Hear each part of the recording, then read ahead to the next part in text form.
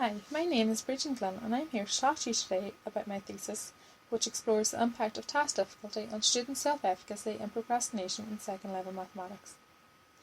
My research takes a qualitative approach in the collection of data. Approval was first sought from the Ethics Board at the University of Limerick. Upon approval from the Ethics Board, I sought the approval from the principal in the school where the research was going to be conducted. Upon approval from the principal, I went to the teachers of mathematics at junior cycle level within the school and discussed with them the plans of my research project and sought their further approval.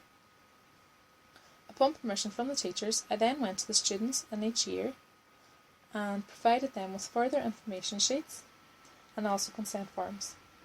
Only students who returned consent forms were allowed to participate in the research, which required the signatures of both the student and also their parent or guardian.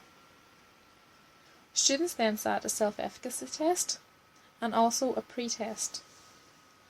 Mathematics was based on sets at junior cycle level, and students engaged in the application of past exam questions on sets. After the pre-test, students were split into three groups.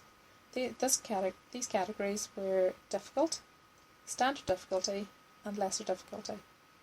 Students were split using random sampling through the Excel program. Students were then given two homework tasks dependent on their cohort which they had been split into.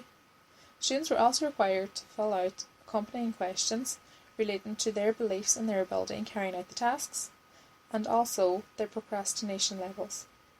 To measure procrastination, students were asked to list whether they had sat down to do their homework as had planned, or whether they had put it off to do other activities and why they had put it off. Students then, after a week had passed, were given a post-test. This again was based on sets, and questions were taken from past exam papers.